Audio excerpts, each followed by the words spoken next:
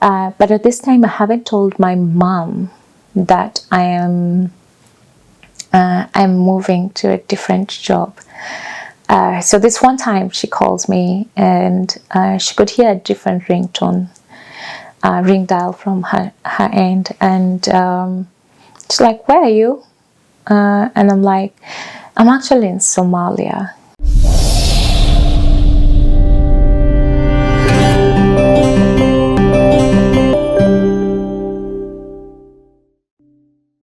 Where do we go from there? How long are you at Ipsos? 4 years, 4 months. 4 years, 4 months at Ipsos, moving up the ranks all the way from research assistant, research executive to senior research executive, right? From there, it's research manager and above. So senior research executive. And at this point,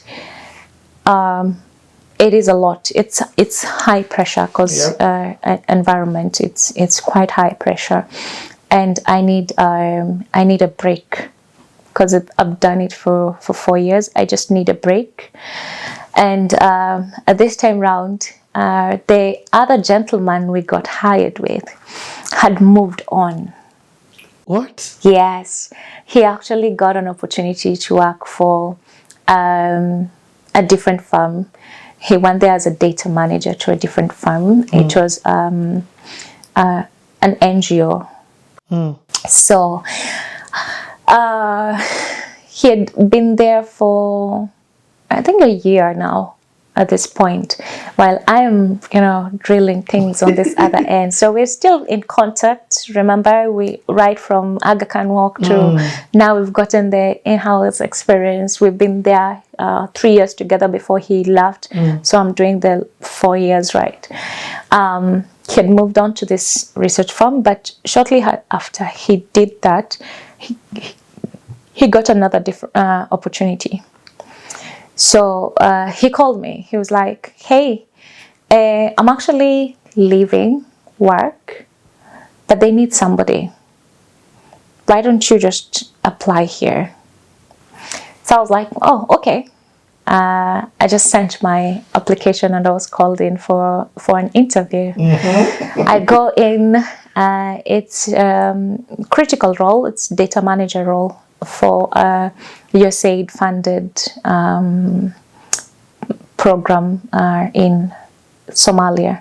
So it was an American firm, and they're doing verification for USAID. So all USAID funded activities within Somalia, they were verifying them, irrespective of which partner, whether it's UNICEF, whether it's Chemonics, they would verify if they said what they would deliver, they have delivered on the ground.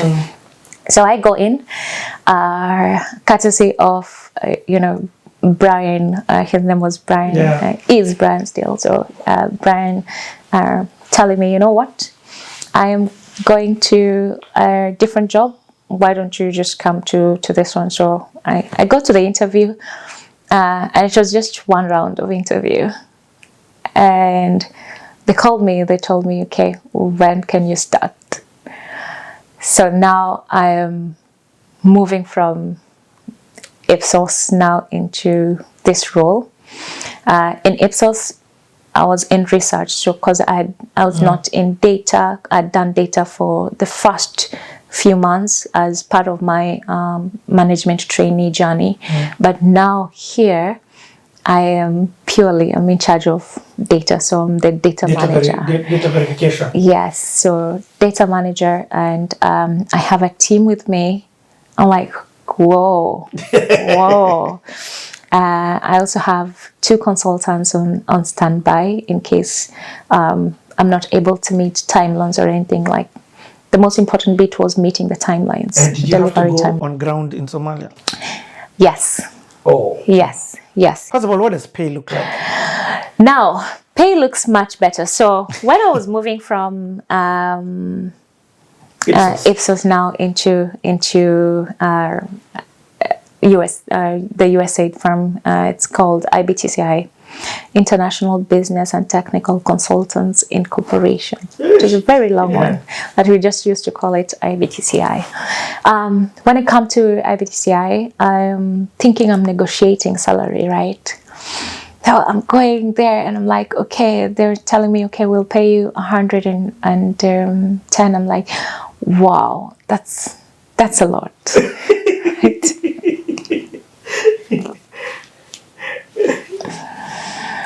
So, yeah. Then when I go in and I'm like, wait a minute. No way. Not what I think. What?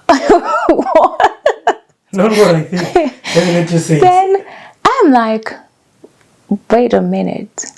People are actually paid a lot over here. Right? And, I'm talking and they were like, you should have negotiated. I'm like, you mean I could have gotten more? Yeah. Right?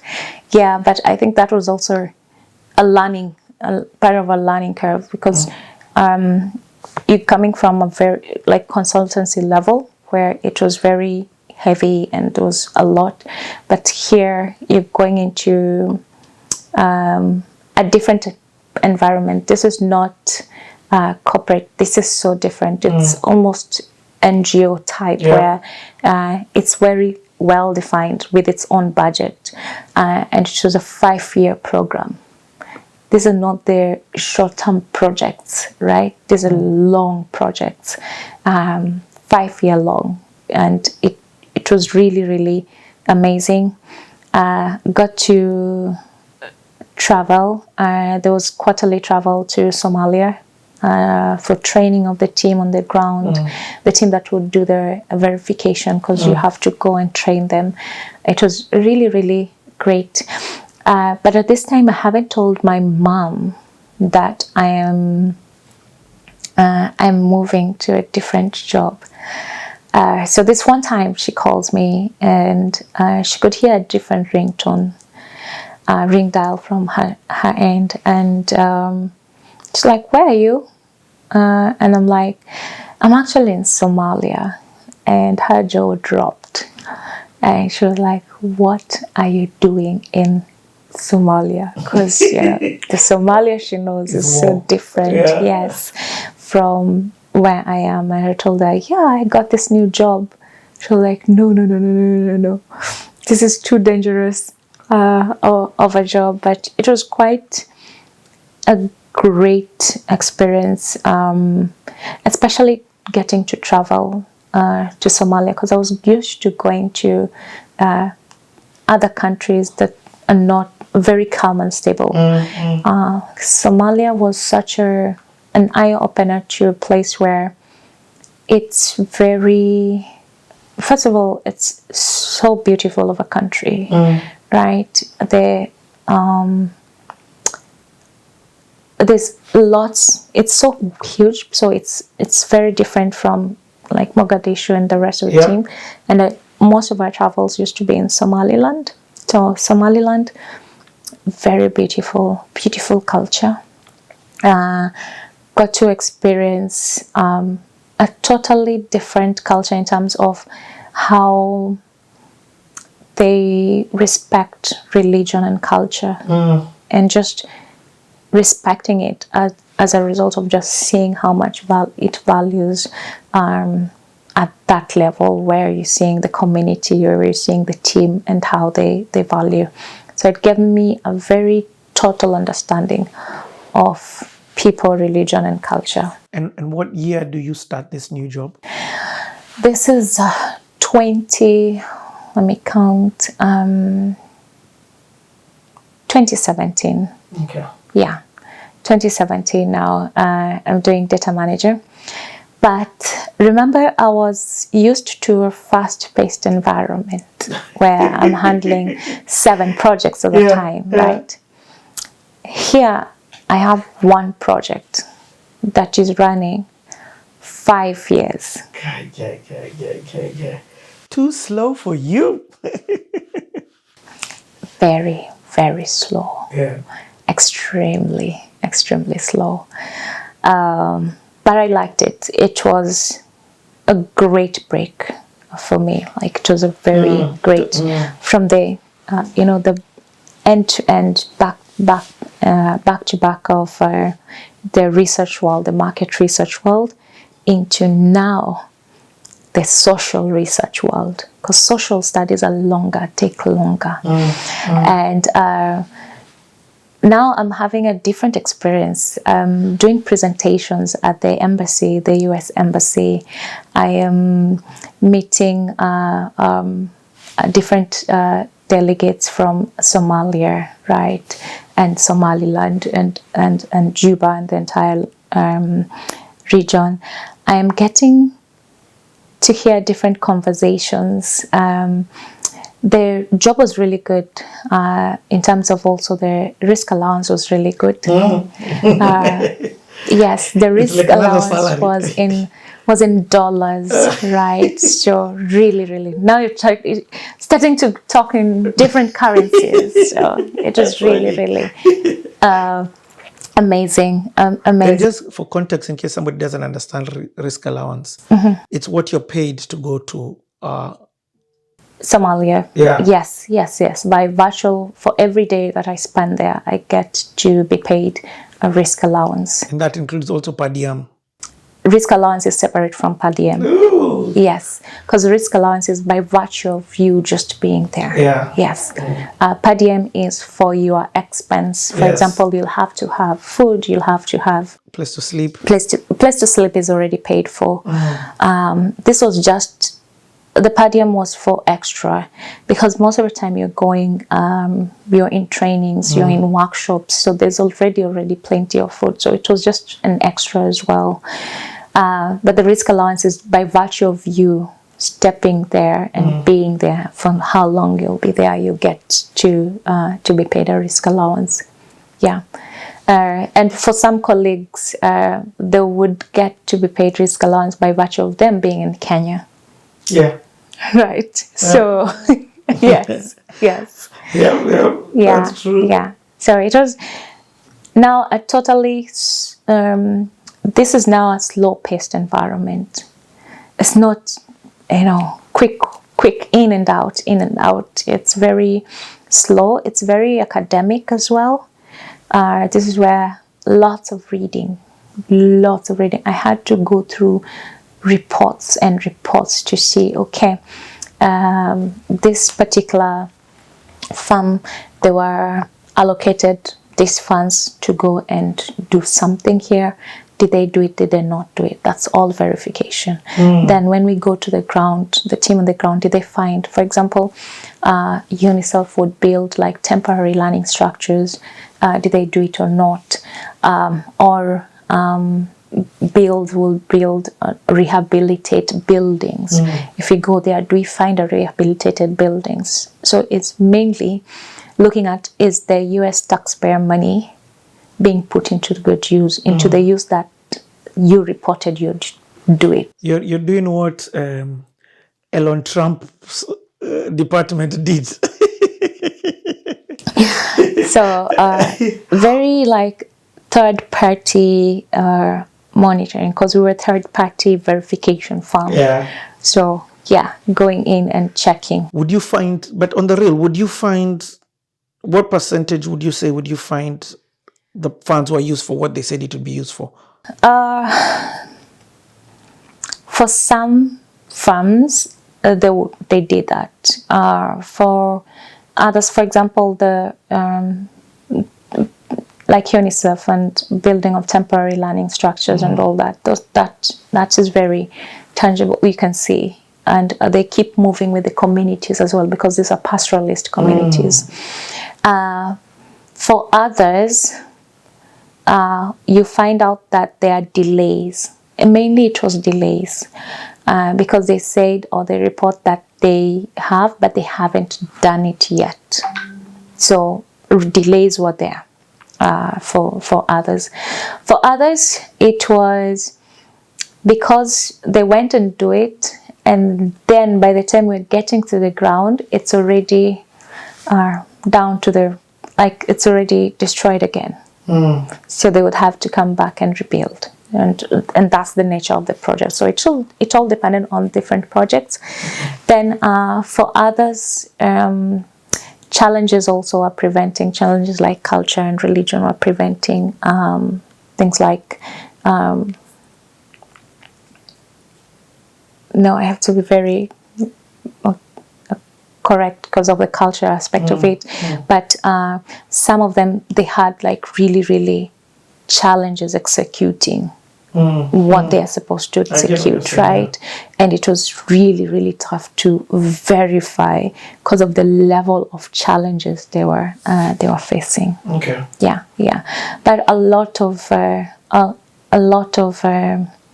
I got to see a lot of work that is being done in the region. And the impact that it has. And the impact that it has. Yeah. But also the loop, the never-ending vicious cycle of it's done, it's here now, and then it's gone, and then rebuild. Okay. Yeah, so that also is a sad reality of also aid.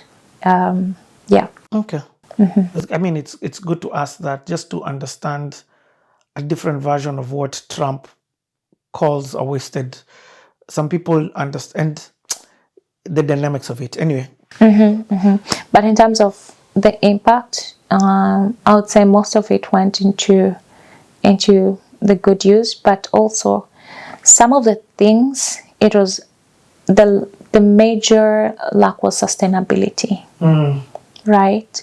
For example, you bring machines into an area. If you don't train the locals, if you don't show them how to maintain it, then it's such a good machine, but it's just there, it's not utilized. So the sustainability, what happens after the project is done, that I think needed more work. I get it. Or sometimes you'd go into a place and the windmills are not working because they don't know how to turn them back on again, or they don't know how to maintain them. So it's the sustainability bit that is an issue. Yeah. Perfectly explained. So are you there for the full 5 years? No. Here I was there for 1 year, almost 1 year 2 months now, as a data manager. Remember, it was just a break as well for me, and also it was very slow paced because I would literally do my work with a click of a button, because my work was mainly I would when I went in, I would already generate all the syntaxes that I need for analysis, right? For the major analysis, I would have the syntaxes ready. The what access? Scenes. Syntax. It's, syntax. Okay. It's just a coding for analysis that I needed. And once I had all the codes ready, the data doesn't change. Remember, this is a 5-year program, right? So once I click a button, it runs the entire data. I already have the outputs, right? And then I also had consultants who would do the mass production of data, the quick ones that I needed out. So that was already taken care of the consultant. Then I had 2 assistants, data assistants as well, who would also coordinate that. So my work was so easy. Now I'm coming from a team of 2, me and my boss, to a team of, I have a team of 5 now. We have 5 in the team. For work you could have done alone. For one work I could have done alone for a single project. Wow. Yeah. But now it's being run in such a way that I have so much time as well at this point. But I'm enjoying the break. I'm enjoying the travel as well to Somaliland. I'm enjoying the experience as well. It's such a different experience. But also I'm getting to learn now talking in different currencies. Right? So I'm getting to learn that and to enjoy that. And that for me was part of my journey there, was that, learning that and learning there was so much more to negotiate as well. There's so much room coming from a corporate where, you know, it's high pressure job and a lot, but also in terms of just the package itself, it takes longer for you to get to the high levels. So yeah, great. With your money, because it's much more, this is the most you earned This is in the your most, life at the time. yes, And it's most. definitely in almost, it sounds like even the 200,000 if you add the hardship They had allowance. the risk, Oh yeah, risk allowance. risk allowance. Yes. If not more. Do you increase responsibilities at home? Is your sister in uni? Are you Yes. paying any of those bills? I increased the responsibility at home as well. Yeah, because not only is my sister doing, let me see, at this point, is she in uni already? Yes, she's already starting uni. Yeah. And then my other sister is also in a private school, private boarding school. She didn't go through the hardship. She didn't go through the hardships. She went through the soft life. She's a pure soft life baby. Yes. So yeah, there's that. I'm still taking care of that. Yes. That's your responsibility. That's my responsibility. Yes. Okay. Yes. So I'm still enjoying that. Yeah. Okay. So yeah, I do this for 1 year actually.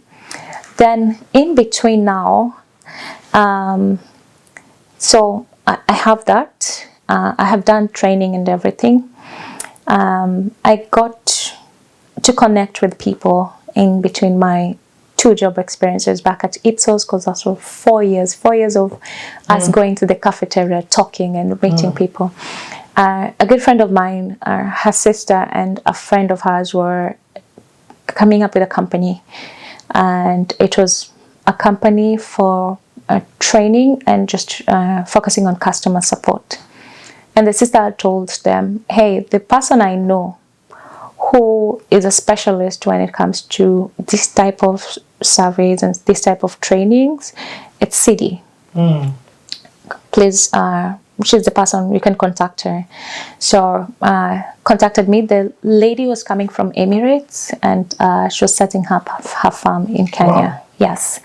And her farm was purely to focus on customer support, training, and employee engagement. So they contacted me, and we had an agreement that I would now be part of her training group.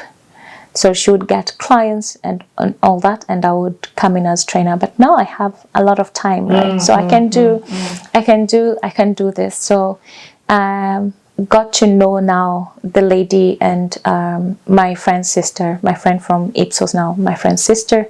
Got to engage with them, and then we're like, okay, let's do this. Because for me, I was just like, okay, let's do it. I would design like proposals for them and all that, and then they would, because my research background is still there. All that here, I'm not utilizing it. I'm only utilizing data management and data analytics, but not the entire end-to-end. But you're also doing 2 jobs. Yes. Okay, it's not that you've left this job at... No. Okay. That's my main, this is the like data manager. Hustle. This is a side, yeah, because it's based on availability when it's there, right? And when I was doing that, this is at my 1 year mark, right? The lady who had come in from Emirates, she reached out to me and she's like, I have these friends of mine. They have a company. They've set up a company. They're based in Mombasa. They're looking for head of customer support. They might not be there in terms of a pay, but just have a talk with them. Let's change batteries. We'll be back in 1 second.